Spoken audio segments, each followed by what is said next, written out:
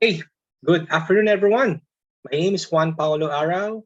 I'm a registered psychometrician, talent management, leadership development, and learning and development consultant. This afternoon, I'll be sharing to you a topic which is very close to my heart, topic which is I'm passionate about. And the topic is about succession planning and talent development and its impact in the organization. Well, I chose this topic to share with you guys because I was recently being invited to deliver a short talk on talent management and succession planning. And I was surprised that most of my HR friends in the industry uh, is very keen in establishing their talent management and succession planning strategy to ensure business and leadership continuity.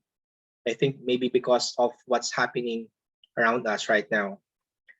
Okay, so thought of creating a very short video, sharing my journey in the years of my practice in talent management and succession planning, and hopefully it could give some insights and valuable information if any one of you intend to create or establish your own talent management or succession planning in your organization. Right, let's start. Okay, you will notice in any organization, most of the senior managers and leaders are baby boomers. And baby boomers is a term used to describe a person who was born in 1946, between 1946 and 1964. So basically, it's the age of my parents.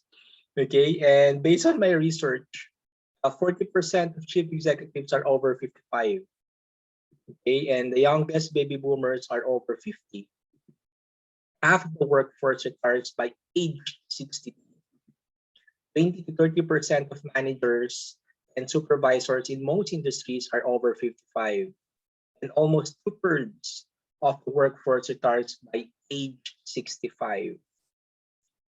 Guys, if you see these figures, these numbers, it is alarming. Why? Because if these employees holds key position within the organization, how would you ensure leadership continuity if they leave the company? Would you just hire externally? Okay. What if, knock on wood, something happened? We don't know what tomorrow brings. So the company has to be prepared. And we could do that through succession plan. This ensures the transfer of competencies, tacit knowledge to potential successors. Now, I'd like to give you a glimpse on a typical succession plan in an organization. So this is a typical organizational structure. There is an SVP reporting to CEO, or in some companies, directors, and then there's a VP or senior managers.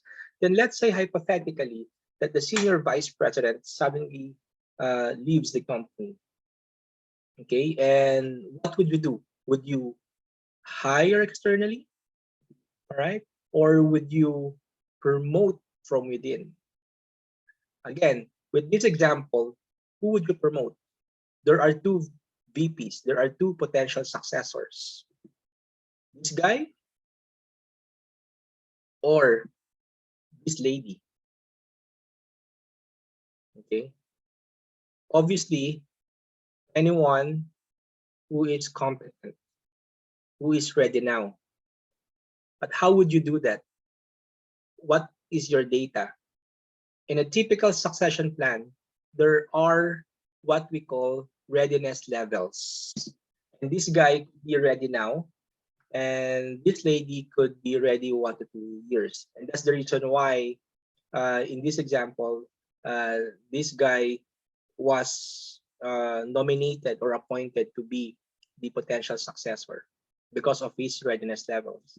The rest of the employees will have their own readiness levels. Guys, this is a typical succession plan.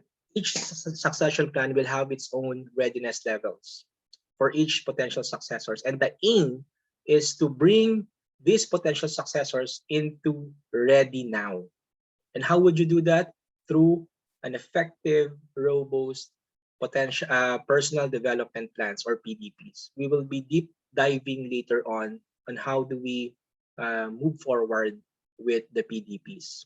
And this is part of the talent development, right? But before that, let's first discuss the importance of succession planning and why do we do that. So succession planning basically ensures leadership and business continuity, preparing the company for the unknown. Okay. Um, Succession planning is about developing a robust leadership pipeline. Okay. So each key position or critical position should have its own leadership pipeline or potential successors.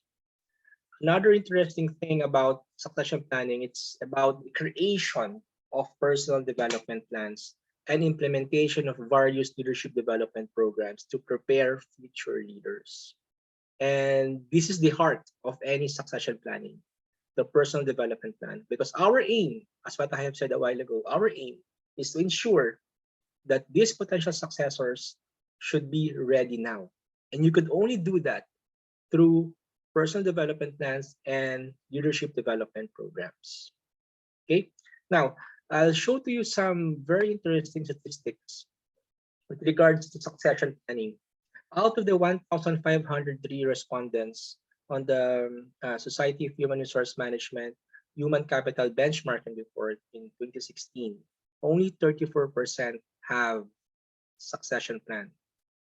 Okay, and 76% out of the 493 benchmark report have succession plan for their executive team, and then 71% in senior management, and the rest is for the middle management and individual contributors. Some data with regards to succession plan in the Middle East, over 80% of companies in the Middle East are run by family firms, and nearly half don't have succession plan in place. Okay. Um, uh, Another data which I got from my own report, because I used to work in Saudi, Bahrain, and UAE. So I've out of my journey in this field, I have managed around 586 key positions, and 37% of them are into the middle management, and 19% is into the executive team. Okay, so why succession planning matters and why it's hard? In the previous slides, only 34% of the companies that was a benchmark have succession plan, and the rest don't have. Why? Because of these reasons. It can be destabilizing and threatening. I'd like to share with you one instance. This is a personal experience of mine when I was facilitating the succession plan to one senior leader. His position is a vice president. And while facilitating the succession plan with him, identifying potential successors and doing talent review, he paused me for a while and hold on, okay, hold on to his chair so tight, okay, I wish you could see my chair, so tight, and then he told me, Juan, are you replacing me? I don't want to be replaced. I love this chair. I love this position. I know he's joking during that time, but jokes are half meant. So it reflecting on those reflected in that incident, it made me realize that how many of these senior managers, of these leaders, how many of them holding key positions have the same mindset? How many of them are afraid to be replaced? How many of them have this wrong mindset that succession planning is finding a replacement for them? It is threatening, isn't it? But that's not the case. Succession planning is not about finding a replacement for the key position. Succession planning is preparing for the unknown. Succession planning is like an insurance. Why do you take insurance? Will you know that day after tomorrow you will die? No. Same thing with the key positions in the company. You would not know what will happen tomorrow. So we need to be prepared. The company has to be prepared. However, the incumbents or the person holding the key position tend to perceive it as more of a threat to them. Okay. Accountability for succession planning. Again, who will be accountable for the monitoring of the readiness level, progress of the PDPs, personal development plans, identifying talent, performing talent reviews, talent assessments? Will it be the HR alone? Will it be the talent management specialist? Will it be the head of the business unit? Okay. In my experience, for it to work, it should be a collective effort. Collective effort from different stakeholders, and there has to be a management buy-in. Good data is not available or ignored, leading to subjective decisions. Again, this is one of the reasons why it's hard to implement, because sometimes there are data at hand, but they tend to ignore it. The employee is high performing at his or her current role and exhibited leadership potential, but sometimes the hiring manager or the senior management tend to select other employee. Okay, sometimes the senior management or the hiring manager does not have data. They don't have performance rating, they don't have potential rating, and they just guess based on future performance, based on the contribution of the employee. They put this employee as a potential successor. Okay, so that's why implementing succession plan is a bit hard, because there are a lot of data and documents and processes need to be considered. And talking about processes, there is no clear process for succession plan. Okay, there are a lot of things happening before we end up with identifying potential successors. Okay, we need to do talent review. We'll be discussing further about it later on. And then the ultimate part is to identify their readiness level and develop them through PDP. So this is the reason why it's hard. Okay, some important information about succession planning and why it is critical, a critical human capital process, because it contains the intellectual and knowledge capital. Okay, and this is what we call tacit knowledge. Okay, knowledge which is really hard to transfer. Okay, and we can achieve this through succession planning, retaining and developing high potential talents. Okay, so if you don't take care of your talents, somebody else will. So it's better to ensure that your employees who have leadership capabilities, leadership potential, are being retained and developed. Succession planning is also very important. Why? Because you will have the availability of qualified successors with readiness levels. Okay, so it's easy to plan for the unknown with this. And talking about the unknown, it's smoother and quicker transition. There will be potential successors ready in your disposal, if and when the holder of a key position suddenly leaves the company. And also, it will reduce direct and indirect costs of vacancies. In the HR practice, we do understand that it is much costly to hire someone outside, depends on the position, especially if it is leadership or senior position, than to promote from within. Okay, so again, this is the reason why we need to work on and focus on succession plan, and it leads to better mobility, resulting in retention of talent. I've covered this a while ago. All right, so what are the things that you need to consider and what you need for a successful succession planning? So for a successful succession planning, it identifies key position and high potential employees. So your succession plan should have an effective process in identifying what are key position. There has to be a clear definition on what is a key position. Okay? And sometimes they call it critical, and sometimes they have key and critical positions. Okay. So there is a process on this on how would you identify key. To give you a tip, based on my experience in my previous companies, key positions are those position which has direct reports. Okay, and out of that, uh, not all of them could be classified as a critical position. A successful succession plan has a comparison of high potential employees' current performance and future potential. What does it mean?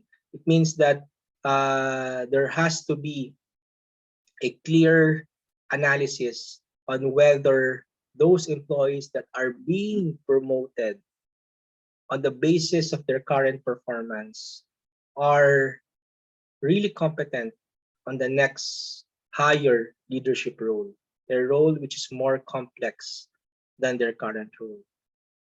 Because there is a research already, and I've done the research that your current performance is not a strong indicator that you would be effective and performing well on the next higher position. And this is what we call Peter principle. Personal development plans to help prepare high potential employees for key positions. So again, a successful succession plan should have an ongoing personal development plans. You don't just plot potential successors in the succession plan without having PDPs in place. All right. Okay. Now we'll be moving towards the overview of implementing a succession plan. Before that, let's first identify some key terminologies in succession planning. If you've been using succession planning already, you are familiar with with these terminologies. If not, then this you would find this very informative. Okay, first one is talent. Okay, talent is a broad statement. There are a lot of definitions on what is talent. It could be a person, it could be an adjective. Okay, but in the field of talent management, we define talent as someone who has the capability to lead, someone who possesses leadership skills. Okay, again, there is no exact definition of the word talent. And also the definition of talent varies from one company to another. And it also varies in the world of talent acquisition. But in the talent management and succession planning, we define talent as someone who has the capability to keep position. Keep as what I have said, keep position again depends on each company. Each company has its own definition. Some companies that I have worked with, their definition is any position who has direct reports. Some of the companies that I have worked with, they define key position based on two factors. Number one is the business impact, and the other one is the replacement complexity. Under the business impact, there are two sub-factors to be considered as a key position: operations continuity and strategic relevance, wherein if majority of the KPIs has a direct link with performing or achieving the strategic objectives, then it will be considered key. Or if the position suddenly becomes vacant, it will have a direct effect, direct effect with the operations continuity. And in terms of the replacement complexity, there are two sub-factors. One is the competency requirements. Will it take years for someone to acquire these specific competencies? And the talent scarcity. Is there a scarcity in the market? So these are the factors. Okay, high potentials. These are the employees who are considered talent, wherein the output of the leadership potential assessment brought them to a high potential classification. Okay, we'll be looking at this later on in the 9 box. In readiness level, which we have covered a while ago. Okay, and talent review. Talent review is all about identifying who could be potential talents. Okay, so there is a process in this. Others call it talent assessment. Okay, and the 9 box matrix, potential and performance.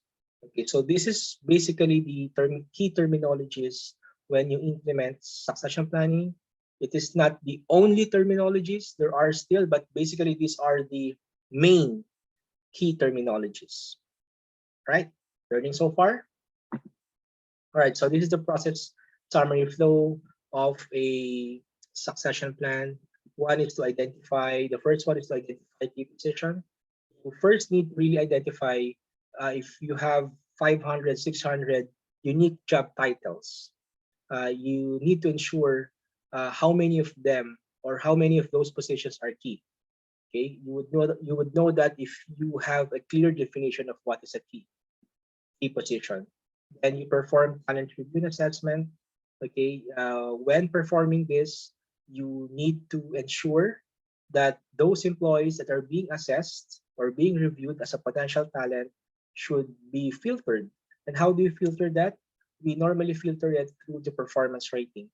Okay, in my experience, those who out of 100% in terms of performance rating, those who got 80 or 85% and above may be nominated for a talent review. Again, there are still some criteria on that. The employee should have worked at least minimum 2 years, those sort of things. Then once you have done that, they will end up with the 9 box, potential and performance. The x-axis and the y-axis will be plotted, and each employee will be plotted in the 9 box. Then once you have the talent pool, then you can now start doing the succession plan. You need to get successors in the talent pool. Okay, and then identify their readiness level. Then once you have achieved or defined their readiness level, then the last part is to implement a development plan. And the aim is to bring them to ready now readiness level. Right? So this is the high level thing. All right, so another visual representation of the talent review and succession plan. If you could see, all employees are being funneled or filtered through a talent review and assessment.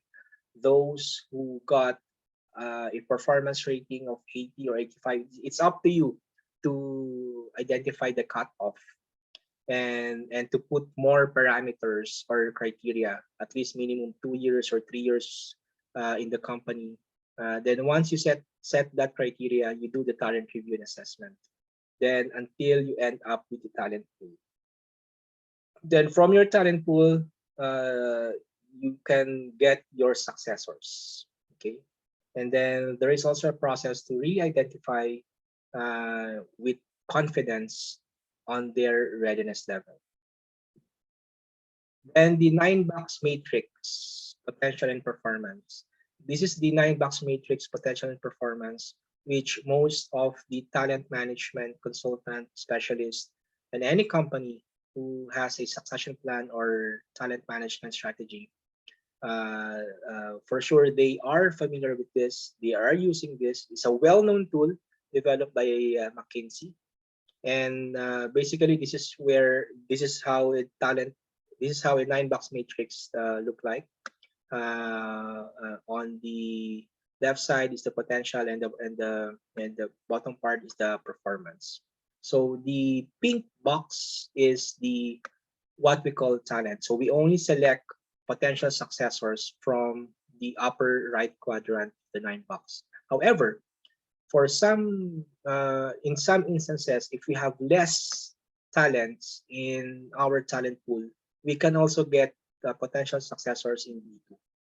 I would expect them that they would be in 2 to 3 years readiness level, right? So this is the talent pool. Okay, so your A1, high potential, high performance, then A2, high potential, mid performance, and B1, high performance, mid potential. So this is your talent pool. Again, you will extract potential successors only from your talent pool. Then once you have identified and came up with your talent pool, you can now start plotting your succession plan. You can now start working on your succession plan and start plotting potential successors. So okay, so in this case, there are two key positions that was identified: VP HR and VP Sales. And on the right part of the succession plan, we need to identify potential successors. So these are the potential successors, which based on our identification and based on our talent pool. Now, the key success factor on any succession plan is what we call bench strength. And bench strength simply means that for each key position, there has to be at least one unique potential successor. Okay, only one unique potential successor. So in this case, Gerald Garcia could be also identified as a potential successor for VP Sales. It's possible because maybe Gerald Garcia has, used to be a director of sales in his previous company, and then he shifted his career into HR. So he could be identified as a potential successor for VP Sales. It's possible. However, it will affect your bench strength. Okay. So the aim is to ensure that one key position, at least one ready now. And based on my experience, it's a bit difficult, it's a bit hard because not all potential successors could be ready now. Because the incumbent sometimes, as what I have said, remember why it is hard? They see these successors as a threat. Okay, and again, it's all about organizational culture. It's all about mindset. Now, how do we develop them to be ready now? Through the 70-20-10 development model. So your development plan should have this development model. 70% of your development plan should comprise of real work tasks, on-job training, and this is what we call experiential learning. Okay, 20% learning from others, coaching and mentoring, and only 10% in classroom training. However, based on my experience working with various companies and also doing consulting with other companies, when I advise them to come up with a development plan and help them to prepare development plans, first thing that comes into their mind is, oh, send him for training. But it's only 10%. You know, adult learn through doing. Okay, they need to experience the work. They need to have real work tasks, and so your PDP should have that, and that's the 70% of the development plan should be on the job training. This is the leadership development programs which you could utilize. Okay, and if you could see on the left side is the different talent pools. Each company might have more than 3 talent pools, especially if you are keen on developing a talent pool for technical experts. Okay, or we call subject matter expert pool. Then you might have more than 3. And if you could see here, each talent pool will have its own theme. Okay, the potential manager pool, the focus is more on situational leadership. The VP or senior managers, the focus is more on inspirational leadership, and directors and SVPs, the focus is more on strategic leadership. Okay, so as the position goes up, more of a leadership skills, less technical skills. And also the support trainings varies from one talent pool to another. I will create a different video on this. This is very interesting. And if you need any support in creating talent pool, please feel free to reach out to me. All right. Okay. Now, we're almost on the last part of our video. I'd just like to share with you some emerging trends in talent and leadership potential identification. A while ago, I have shown to you the 9-box matrix potential and performance.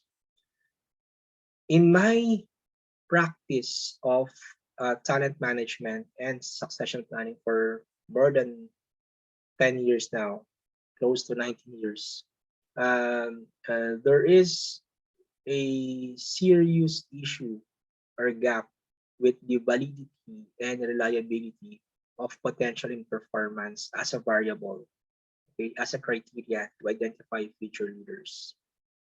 Okay, because performance rating, as what I have said, is not a strong indicator. Current performance rating is not a strong indicator that the person will be effective in the next future or higher role, a role which is more complex than his current role. He or she could be effective now, but it doesn't mean that he could be effective in a more challenging role. However, most of the promotions are being based on the employee's current performance rating. And the current performance rating is one of the variable being used in the 9-box matrix. At the same time, the potential rating is also very subjective, okay? Because most of the potential rating is being done by the line manager's assessment, except for those companies who have a budget and they do their potential rating through a third-party vendor, through a consultant or an assessment center. So the reliability is a bit high. So the question here is that is potential and performance as a criteria to identify potential leaders valid and reliable? Well, the answer is no. Okay. And no, because there is only one research on the reliability and validity of the performance and potential matrix. And that research was done by me. Okay, last year I wrote a paper, published it, and presented in one of the biggest conference here in Abu Dhabi, ADIPEC. And my paper focuses mainly on the reliability and validity of potential and performance. And I found out that there's no correlation at all. All right, potential varies by role, and potential scores are highly subjective, as I have mentioned a while ago. The current job performance will not determine future performance. Okay, and this will be affected through what we call Peter principle. Try to research about it, Peter principle. And then no analysis has been made of its effectiveness in identifying potential leaders. However, in the oil and gas industry and in big companies who have succession planning and talent management, they are still using the 9-box matrix potential and performance. I have no issue with the 9-box itself as a tool.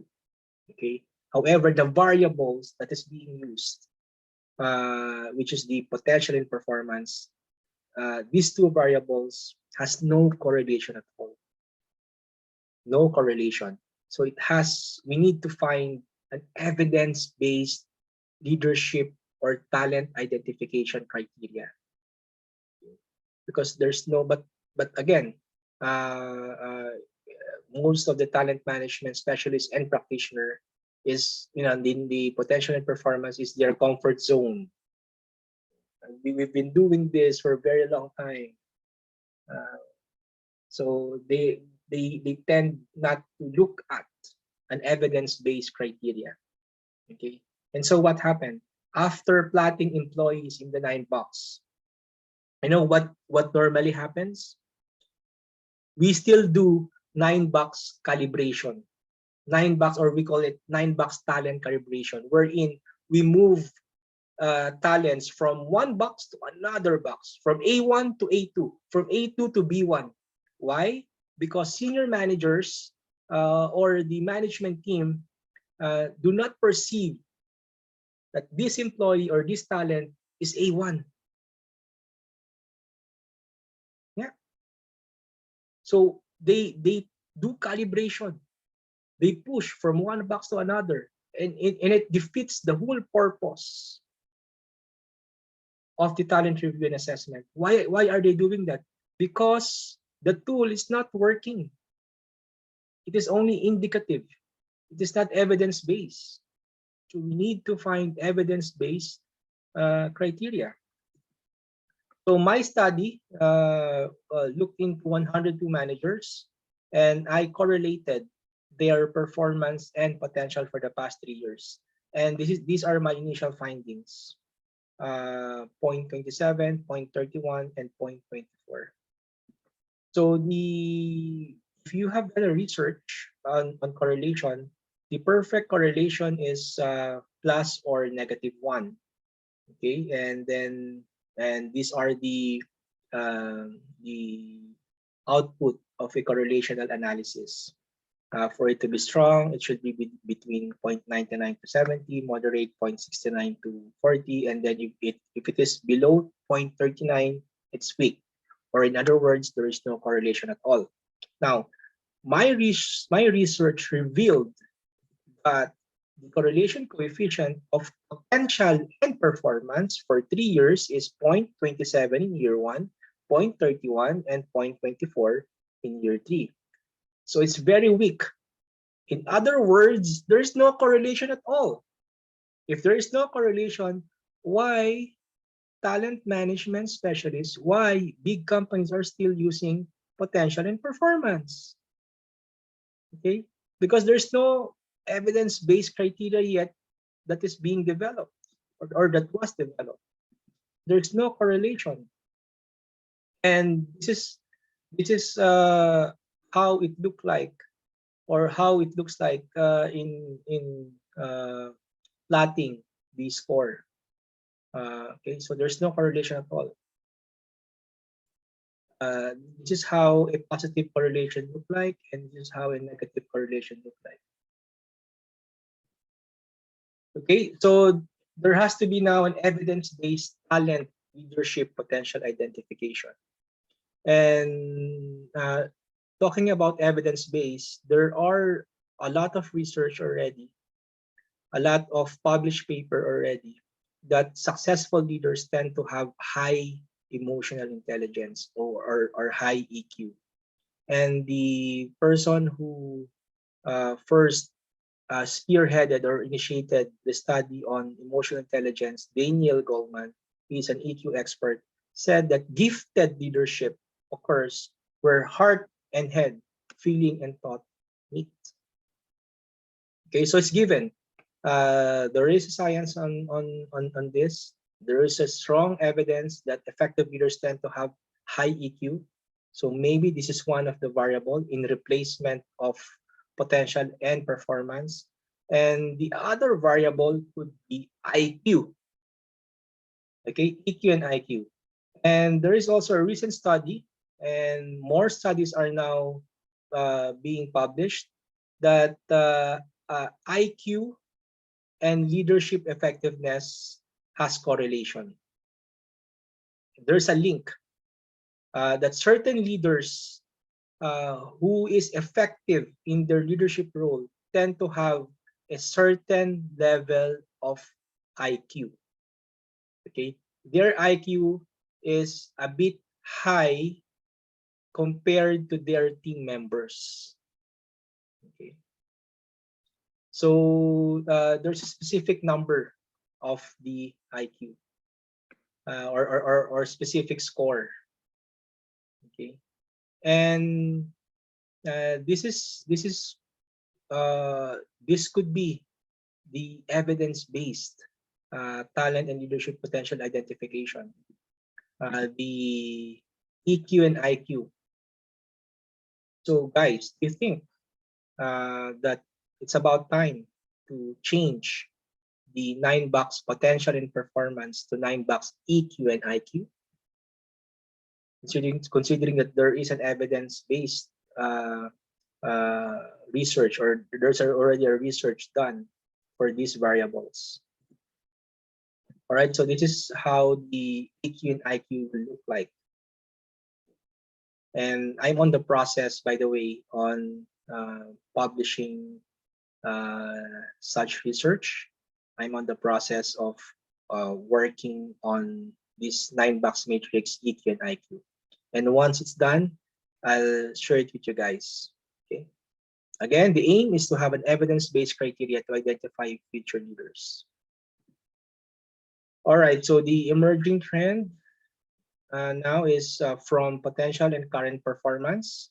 Okay, the current criteria which we are using right now, it's about time to have it replaced with EQ and IQ. This could be the emerging trend or the new criteria to identify future leaders. All right, so a quick recap. Okay, guys, quick recap of our session for this afternoon. Succession planning ensures leadership and business continuity of an organization. It reduces direct and indirect cost of vacancies. Not all employees are considered talent. Identification of key positions is needed before doing any succession planning. Right? So it's very important. First, you need to identify what are your key positions based on clearly defined criteria or definition. Talents are identified through potential and performance assessment. Yes, I know what you're saying, that there's no correlation, but right now, this is what we have. Okay, so it will just serve as an indication. Okay, but you need to do further calibration. Okay, talent pools are from A1, A2, and B1. Potential successors are selected from talent pools. Please be reminded of that. And then readiness levels are normally estimated, but there is a tool to have a clear, strong readiness level. If you want that, reach out to me. And then ensure that your PDPs are following the 70-20-10 development model. This will improve your successor's readiness level. And then finally, it's about time to use an evidence-based criteria in identifying talents and leadership potential, and try to explore the use of EQ and IQ as a criteria for predicting potential and future leaders. Okay, before we end, I'd like to share with the quote, which I so like. Never put your business in the hands of one person or a select few. People live. Okay, so continuously develop your talents and continuously improve your succession planning. So with this, thank you until our next video, and stay safe. On my next, stay tuned with my channel. On my next video, I'll be sharing more insights. Okay, bye guys.